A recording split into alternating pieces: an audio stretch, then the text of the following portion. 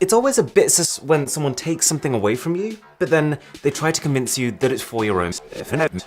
Well, that's exactly what's happened with recently. Apple, Samsung, Xiaomi, and I've got no doubt plenty of others very soon have decided to no longer give you a box. And every single one of these companies has said, we're doing this to protect the environment.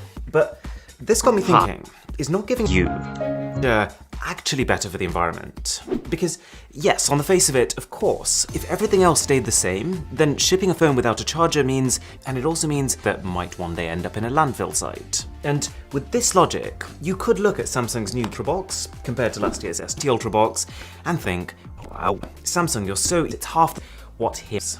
But not everything does stay the same. As soon as a company decides that they're not going to send their phone and a charger with creates knock-ons. Like, just for starters, I think it's going to mean a lot of people will end up buying the charging speed that you're paying for. Chargers last forever. Like, aside from the fact that people lose them, if you just carry on using a charger that you've already been using for 3 years, except of not giving someone a new charger, it rests on their ability. But I feel like the way it works in most households is when you buy a new phone, you sell or give away the old Snapdragon 69000, including the charger that came with it. So, assuming that at some point within the 3 years or so that you use you decide to buy a new then straight away, we have already used more packaging than the entire box of the last generation. Now, you might be looking at me thinking, well, don't be silly, this is tiny. But first of all, I have specifically picked this charger because it was the most compact packaging I've seen. But secondly, if you open it up, you realize this. So there's not just the cardboard outside, but a cardboard phone without a tray, a second layer of cardboard on the outside, not to mention a plastic phone without an anti-static bag. But most significantly, we've got to factor in not just the packaging that comes with the charger, but that comes with having a separate item that needs to be delivered. Like the fact that phone without a charger to take one extra trip to come drop the item off with me. But also the fact that this means we have to have an entirely separate that takes up even more room in that truck than the entire last phone's retail box. But it doesn't end there, because in this whole frenzy of chargers getting removed, we've also silently lost the earphones we used to get. Now, if this S21 Ultra had a headphone jack, then fine, fair enough. I think the headphone jack has been around long enough that it's fair to assume you have a pair. But this doesn't have the headphone jack. How many people do you think just randomly have a pair of USB-C specific earphones lying around? The ones they would actually need for this? 5%? 2%? I mean, sure, wireless earphones are booming right now. I could always go out and buy a pair of Galaxy Buds Pro, but those are in a completely different price bracket. And so the solution for a lot of people is going to be, okay, I'm going to go onto Amazon.com and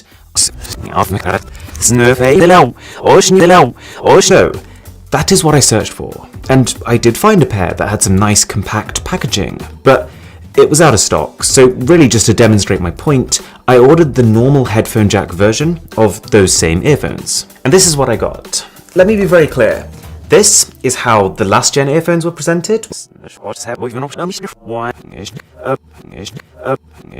When not only do I now have a worse earphone experience than I would have had before, I'm not getting that special AKG tuned sound that I used to get, but more importantly, I've probably used 3 times as much packaging than if that stuff was just included in the original box. And do you want to know the worst part of this? That is what Amazon delivered these earphones to me in. And inside of it, to pad the whole thing up, plastic. Like, yes, to be clear, Amazon does try to deliver in as few deliveries, but the very fact that Amazon handles so many different types of means that they can't possibly optimize the packaging as much as because when Amazon sends out a phone, it's going to be the same size every single time. So they can come up with a system that means you use very little cardboard. If everything you need for your phone comes in one, yes, that box is bigger. And yes, not everyone is going to use every single thing that comes, but just because of how snugly you can fit these bits together, because of how each piece needs its own separate packaging, and because it can all be delivered, I'd still be willing to bet that on average, this is still the environment. I'm kind of curious, do you think if I told people that subscribing to my channel was eco-friendly, they would do it? I don't know, but what I do think is that this is you're probably starting to get the picture. If they do that, Now, don't get me wrong, sustainability is good. We need to look after our planet. But what kind of makes this move in particular sting a little is the fact that one, planet, more on that in a minute, but also two, the contradiction. Like, take Samsung. Within one day of Apple saying that they were no longer going to give a charger, Samsung came galloping out of the woodwork saying, Apple, how could you? Don't worry guys, we got you. If you buy a Galaxy, you'll get a charger. Team Samsung. Xiaomi was basically the same. Don't worry guys, we can count on us. Now, if these companies, they genuinely believed what they were saying, and they were preaching the fact that something that they're choosing to do is better than something someone else is choosing to do, then it's not a good look. I think the strategy behind this was, let's hope people react. Let's hope everyone boycotts Apple, and if they do that, they'll come running to us. But as soon as these companies found out that the iPhone 12 sold fine, they were like, fine, looks like we can get away with it too. Let's just pretend it never happened. Samsung actually did that. And so, because at the very least, they were being consistent. Apple has almost built a reputation for doing this kind of thing, just trimming what they deem as unnecessary. Courage. And Apple has never put a lot of weight on chargers. That's been very evident from how far behind they were versus the competition, and they've never said their phones were great because they came with chargers. And so, even though this was a controversial decision, it at least with Apple felt purposeful. But Apple has a different issue.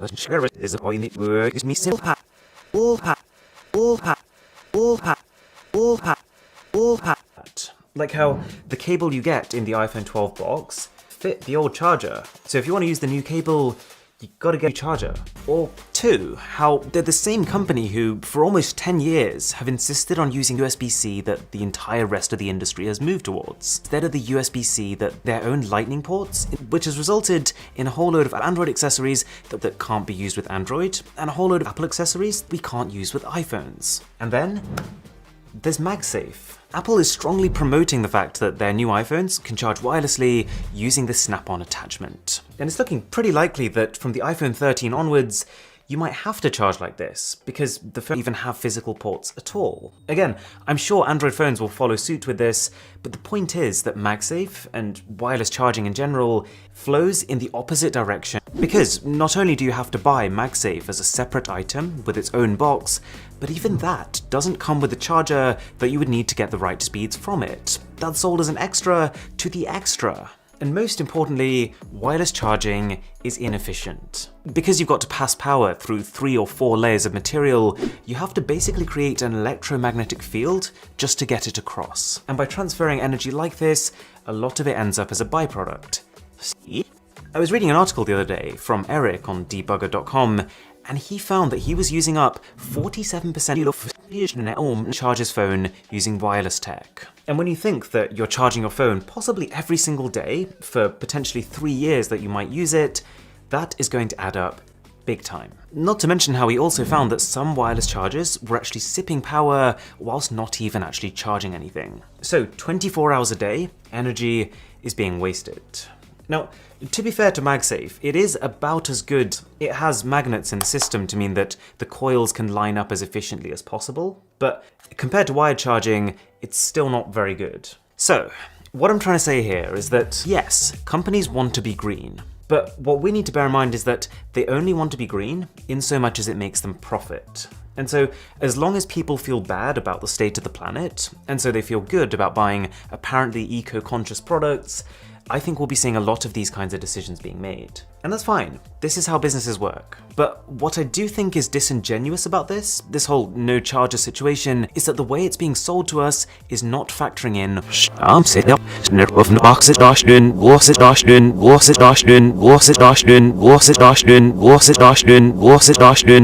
but that's just the thing. They've reduced I'm sure that from a company perspective, this looks great on paper. It looks like they're saving the planet. But all that's really happening is that that carbon footprint is being shifted to the consumer, who now has to potentially go out and buy their own charger, potentially even their own earphones, all of which have to have their own set of deliveries and their own set of packaging. Okay, So the only thing left to answer is, I think so. I think a much more eco-friendly approach to this would have been to, instead of dishing the charger, to charger. How?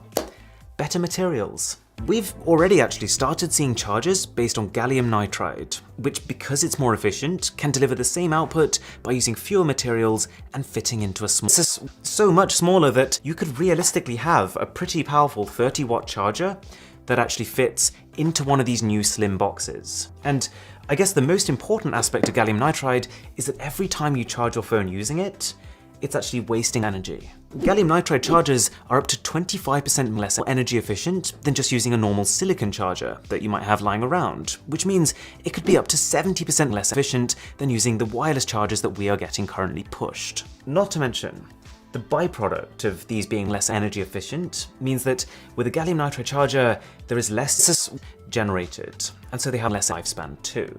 So using these kinds of chargers and actually working to make them even better is what I see. Now, to give Xiaomi a bit of credit, even though they did drop the charger for their China phones, for the international version of the Mi 11, which they literally announced 2 days after I filmed the rest of this video, they are not including a charger, but including a 55-watt gallium nitride charger, which is not great. So even though this will probably be one of their last phones with a brick, at least it means that people will have this good quality brick now to use with all their future phones. Okay.